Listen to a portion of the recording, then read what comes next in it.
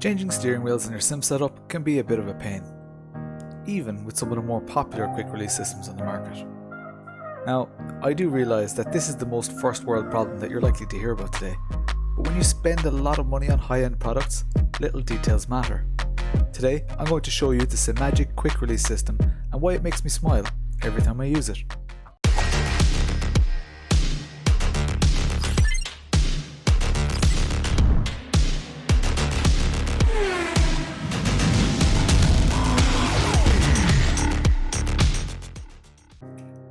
On the left, you'll see the sections in this video.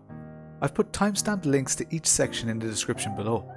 While you're down there, please hit the thumbs up button to help YouTube suggest this video to others like you. Please consider subscribing and hit the notification bell if you want to be notified about upcoming reviews. Introduction. The Simagic Quick Release system is pretty special, but I'll start off this review by stating clearly that it's not their invention or design. It's a D1 spec quick release system with some additional functionality added by Simagic. The design itself is actually relatively common, with several brands being compatible with one another. In its most basic form, it consists of 6 ball bearings at the top and 4 ball bearings at the bottom, a spring-loaded collar, locks the kit in position, and that's really all there is to it. The design is relatively simple, but due to its simplicity, it's actually very reliable and gets a super solid grip of the steering wheel base shaft. So much so that you can actually hold the rim and swing a DD base around with great confidence as shown. Obviously, I doubt it's meant to be used in this way, but it's comforting to know that it's possible and it gives a good indication of the strength of this system. I'll go into more detail in the how it works section. As the Simagic steering wheels connect wirelessly for communication, this quick release system is allowed to be relatively simple. However, the Simagic system does rely on little pins and contacts which are only there to transmit power to the steering wheel rims. As the rims themselves don't have any battery or power source of their own, only 2 of the pins are actually used for transmitting the power and the other 2 or 3 are actually unused. First impressions. The shaft of the Simagic steering wheel bases has a clear electrical contact which spans a larger area than it needs to. This is to allow margin for error, as the Simagic Quick Release will allow you to offer up the wheel to the shaft at any angle. However, it'll only lock in place when offered up at the correct angle. I recommend learning the correct way to offer up the steering wheel before you connect the steering wheel to the base, as doing it incorrectly can potentially damage the little pins which transmit the power. The little pins are a little bit flimsy, and I've seen some cases where the pins have gotten bent and even failed due to improper use of the quick release. The pins get bent when you install the wheel at a rotation which doesn't suit the 90-degree window which Simagic affords you. I do think that if the contacts on the shaft were recessed and flush with the rest of the face of the shaft, this, the only real flaw of this quick release system, could easily be solved. The likes of Fanatec, Thrustmaster, Simicube, they're all extremely opinionated about the orientation of your steering wheel when attaching to their quick release systems, for the exact reason of protecting the pins. However, all 3 of the aforementioned don't really give me the rewarding feeling that the Simagic Quick Release gives. In fact, I wouldn't even consider the Thrustmaster to be quick, and the Fanatec podium system doesn't feel very confidence inspiring and isn't exactly quick either.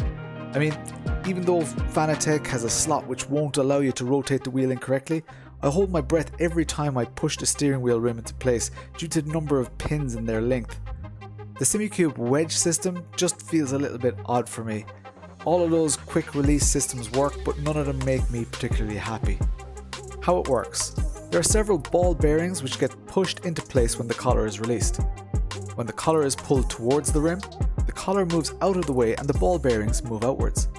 This clears the way for the wheelbase shaft, and once the shaft pushes the inner metal collar, the ball bearings are pushed inwards towards the shaft by the outer collar, which is spring-loaded. This is the cause of the very satisfying clunk that I just cannot get enough of. As mentioned, when the rotation isn't perfect, you can hold the wheel and rotate the shaft until it pops into place. However, only do this if you're confident that you're close to having the wheel in the correct position. You don't want to bend those pins, and if you're unsure, take the wheel rim off fully and follow the instructions clearly. You'll only need to learn this once. How to use attaching.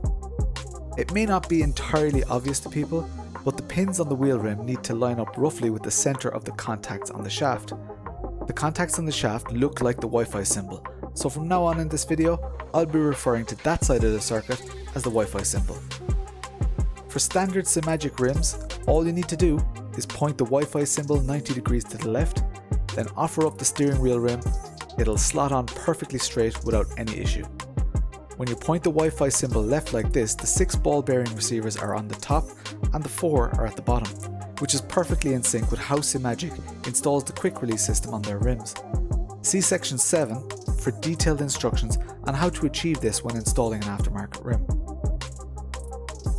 If the collar doesn't just clunk and lock into place, then the ball bearings aren't perfectly lined up. If you're relatively confident that you've lined up the wheel almost correctly, you can simply rotate the shaft slightly to encourage the clunk. I rarely need to do this as it usually all lines up perfectly. How to use releasing. When taking off the rim, simply make sure that your steering wheel is perfectly centered, then put one hand over the top of the rim's button plate and one underneath. Pull the collar towards you and pull lightly towards you, and the rim will just slip off the shaft with ease. You don't need to switch anything on or off before doing this. You can even hot swap rims mid-race if you want. Simagic Quick Release types. There are 2 types of Simagic QR. Both fit the old style and the new style Simagic shaft. The larger Simagic GT1 has to be my favourite version of the quick release. This is due to one subtle but brilliant detail. The collar locks in place when you release it. This means that it gives that lovely clunk that I keep harping on about. So you can offer up the steering wheel rim without even having to touch the quick release unit. The larger quick release will fit any 70mm and 74mm patterns, meaning that you can fit any Nardi or personal wheel to the 74mm pattern and any Momo, Sparco, NRG or OMP wheels to the 70mm. The other version is the smaller one featured on the GT4. The biggest difference is that this is a 50mm stud pattern as opposed to the 70 and 74 patterns of the GT1 quick release. Due to space restrictions, it doesn't have the locking mechanism for the release state, which means that you manually need to pull and release the collar when attaching and detaching. Again, this is a first world problem, but it's still so much quicker than having to screw things in place, insert pins or even tighten anything. When you pull the collar, it simply allows the ball bearings to be pushed outwards by the shaft, and when you slot it on, they should click into place. Installing an aftermarket rim. If you're fitting an aftermarket rim, or one which connects via USB, you won't be needing the power pins. You could simply disconnect these pins, or you can remove the entire power plate from the QR system, which is easily done with just 2 bolts. When offering the quick release up to the new rim, I highly recommend installing the quick release at a very specific orientation as mentioned before. Line up the little dot to face upwards and line up your wheels so that it's also as close to the centered position as possible. Then it should be a simple case of installing some appropriate bolts, and that's all there is to it.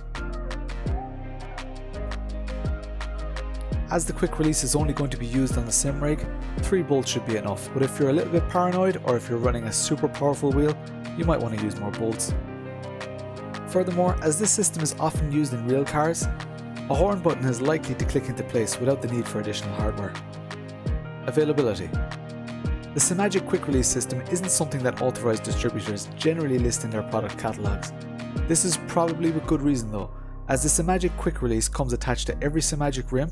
If you do want to order a quick release, I highly recommend buying from an authorized distributor like digitalmotorsports.com. I've linked to their page in the description below.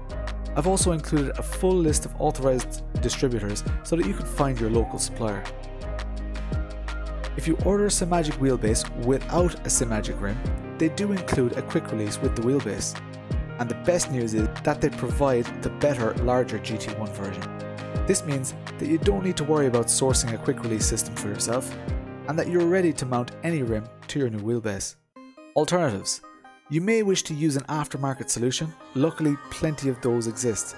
After all, the Simagic Quick Release is just a rebranded D1 spec unit. Each of the units I'm covering here will be linked in the description below.